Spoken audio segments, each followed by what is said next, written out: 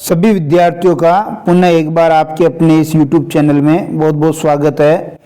आज के इस वीडियो में हम बात करने वाले हैं काव्यांक परिचय के अंतर्गत जो छंद 2 अंक के आपके पूछे जाएंगे बोर्ड परीक्षा में 2023 और इसके बाद की जो बोर्ड परीक्षाएं आयोजित होगी। 2 अंक के प्रश्न छंद के रिक्त स्थान वाले पूछे जाएंगे। हिंदी साहित्य विषय की मैं बात कर रहा हूँ, कक्षा 12 की। और ये सारे प्रश्न आपके बोर्ड परीक्षा के नवीनतम पैटर्न के अनुसार हैं और राजस्थान बोर्ड का जो मॉडल पेपर और उसकी जो ब्लूप्रिंट है उसके आधार पर है। तो वीडियो अंत तक देखिए। इसमें जो रिक्त स्थान वाले प्रश्न हैं उनको समझिए, साथ के साथ मैं उत्तर भी बताता जाऊंगा। आपको आपकी तैयारी का भी आकलन हो जाएगा। यकीन मानिए इससे बाहर कोई भी प्रश्न नहीं जा सकता, इतने अच्छे प्रश्न मैंने यहाँ पर बनाए हैं। शुरू करते हैं। देखिए, आपके पाठ्यक्रम में 9 छंद शामिल हैं। रोला, चौपाई, गीतिका, हरिगीतिका, माली, वसंत तिलका, दोहा, उल्लाला और कुंडलियाँ। कुंडलियाँ को अभी लेटेस्ट शामिल किया है। शुरू करते हैं। पहला प्रश्न कह रहा है गीतिका मात्रिक छंद है, तो यहाँ हम कर देंगे गीतिका सम मात्रिक छंद है। हो सकता है वो रिक्त स्थान में मात्रिक भी नहीं दे, तो वहां पर फिर अपने को लिखना पड़ेगा सम मात्रिक एक साथ। ठीक है। गीतिका छंद में खाली स्थान मात्रा पर यति के साथ कुल मात्राएं होती है। तो गीतिका छंद है, इसमें प्रत्येक चरण में 14-12 मात्रा पर यति होती है और 14 और 12 को जोड़ेंगे तो 26 मात्राएं इसके प्रत्येक चरण में होती। गीतिका छंद के प्रत्येक चरण में 26 मात्राएं होती, ये भी हमने बात कर ली।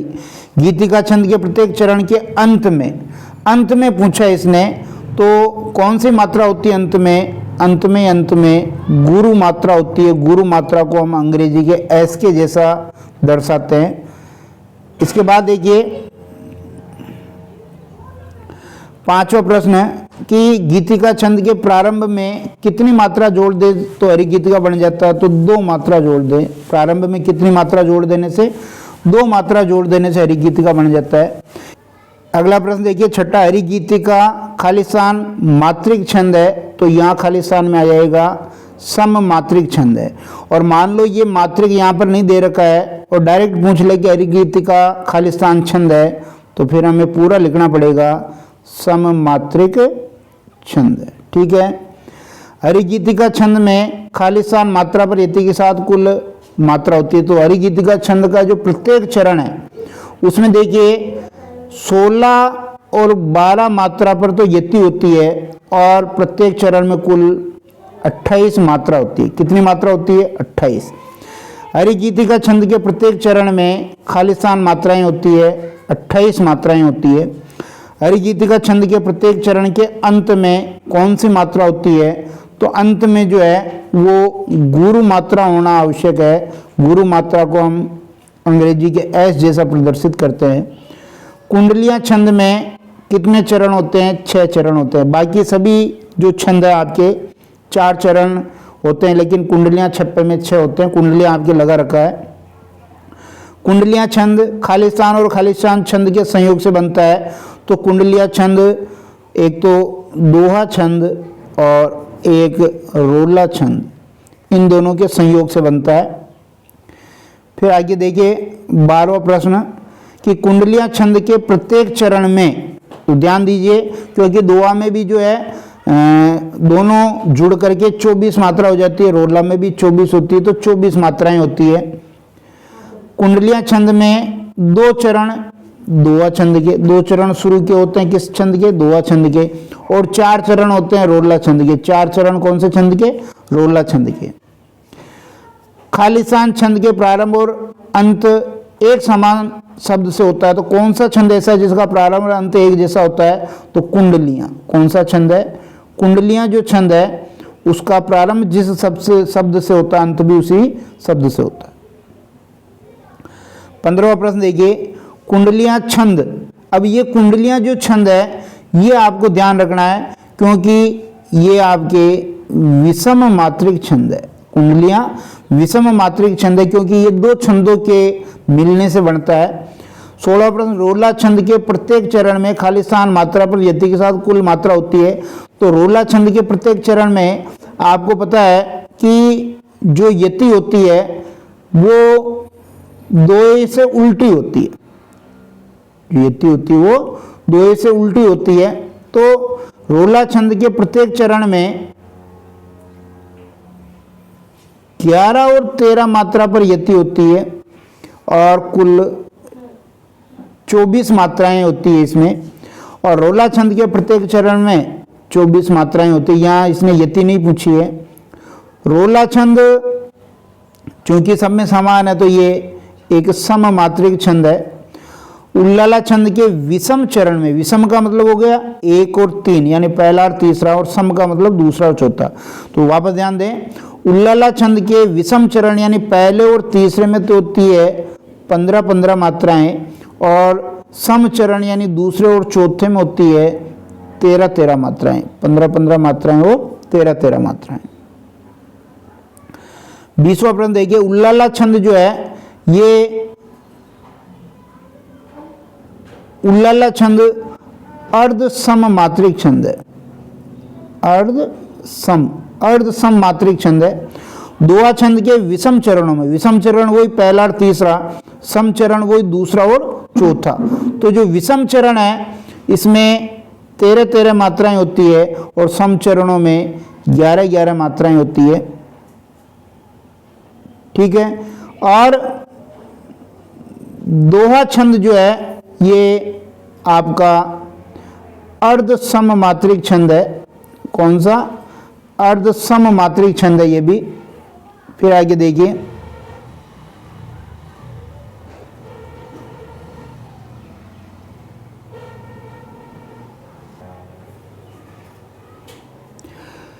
दोहा छंद के प्रथम और तृतीय चरण वही विषम चरण, और दूसरा और चौथा चरण यानी सम चरण। तो वो का वही उत्तर आ जाएगा कि पहले और तीसरे चरण में 13-13 मात्राएं और दूसरे और चौथे चरण में 11-11 मात्राएं होती है। दोहा छंद में पहला और तीसरा चरण समान होता है तथा दूसरा और चौथा चरण समान होता है। दोहा छंद में तुक जो है ये आपके सम चरणों में मिलती है। दोहा छंद में तुक कौन से चरणों में मिलती है? सम चरणों में, यानी दूसरे और चौथे चरण में तुकबंदी होती है। फिर आगे देखिए, दोहा छंद के सम चरणों के अंत में मात्राएं होनी आवश्यक है। कौन सी मात्रा सबसे अंत में होनी चाहिए? तो गुरु और लघु। कौन सी मात्रा? गुरु और लघु, यानी ऐसा ही होना चाहिए। ऐसे यानी गुरु, आई का मतलब लघु। चौपाई छंद ये भी आपका सम मात्रिक छंद है।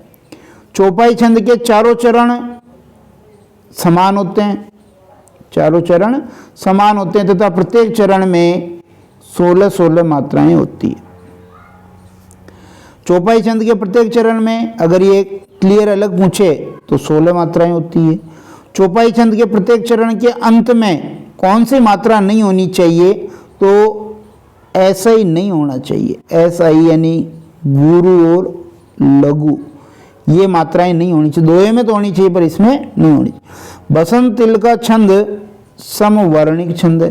ये वर्णिक है, या तो वो पूरा पूछेगा कि कौन सा छंद है, वर्णिक छंद है। वर्णिक में भी समवर्णिक है। बसंत तिल का छंद के प्रत्येक चरण में कितने वर्ण होते हैं? 14 वर्ण होते हैं। प्रत्येक चरण में इसमें 14 वर्ण होते हैं।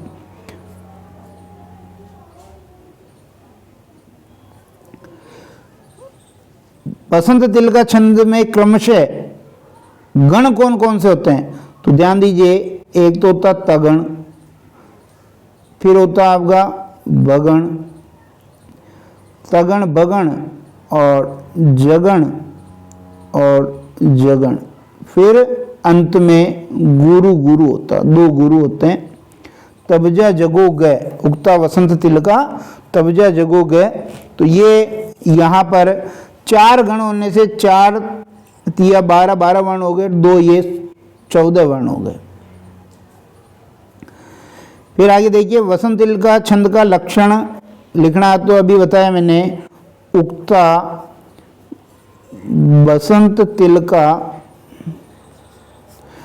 ते बेजा जगो गे, ये लास्ट में, यानी तगण बगण जगण जगण गुरु और गुरु।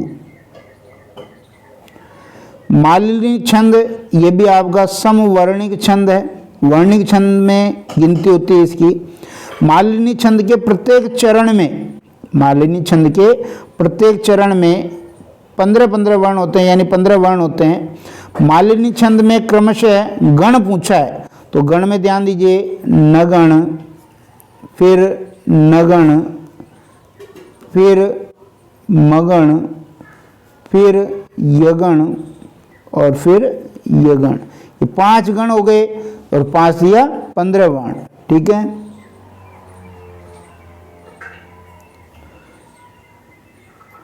अब मालिनी छंद का लक्षण लिखना है, तो लक्षण आपको ध्यान होना चाहिए। न, मैं, ये यू, न मैं ये यू, तेयम, मालिनी भोगी लोके, मालिनी भोगी लोके। तो ध्यान दीजिए, नगण, नगण, मगण, यगण और यगण। छंद शास्त्र का सबसे प्राचीन जो ग्रंथ है, छंद शास्त्र का सबसे प्राचीन ग्रंथ पिंगल शास्त्र। कौन सा है? पिंगल शास्त्र। और प्राचीन आचार्य यदि पूछे तो महर्षि पिंगल, महर्षि पिंगल। जो काव्य रचना यति, गति, गण, मात्रा आदि नियमों में बंधी होती है उसे छंद कहते हैं। यदि गद्य की कसौटी निबंध है तो कविता की कसौटी छंद है। यति, गति, गण, मात्रा, तुक आदि छंद के अंग कहलाते हैं। और जिस लय से छंद को पढ़ा जाता है उस लय को छंद की गति कहते हैं। क्या कहते हैं? गति।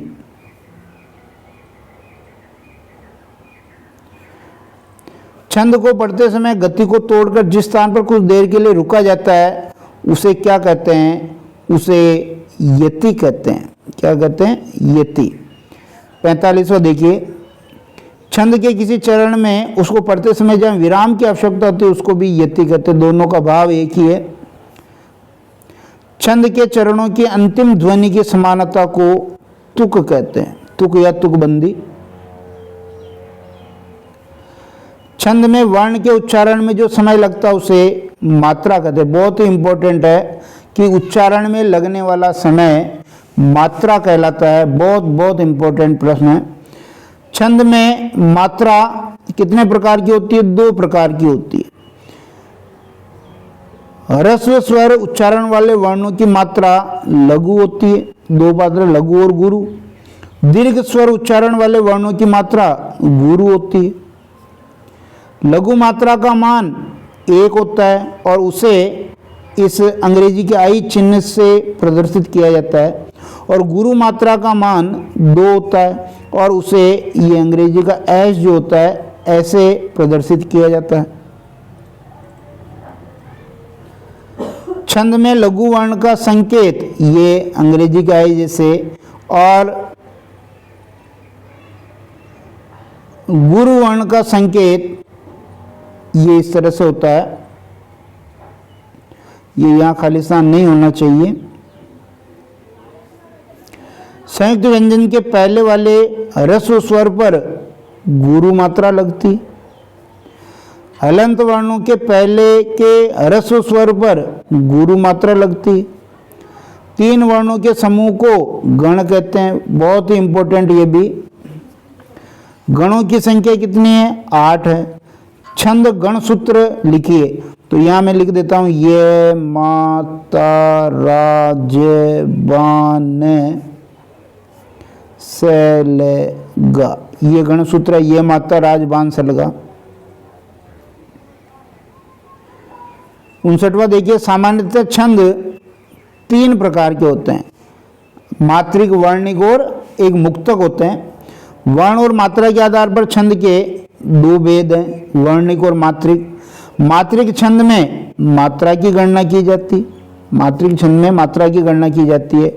वर्णिक छंद में वर्ण की गणना की जाती है। जिन छंदों में वर्ण और मात्राओं का बंधन नहीं होता है उन्हें मुक्तक छंद कहते हैं। कौन सा छंद? मुक्तक छंद।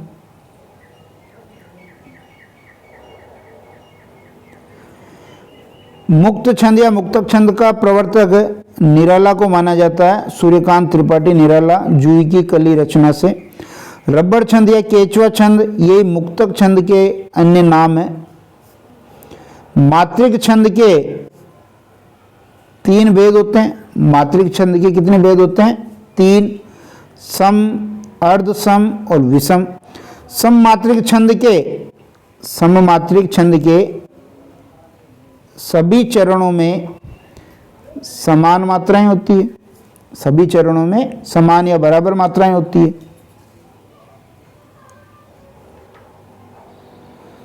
अड़सठवां देखिए, अर्धसम मात्रिक छंद में पहला और तीसरा चरण समान होता है और दूसरा और चौथा चरण समान होता है। अर्धसम मात्रिक छंद के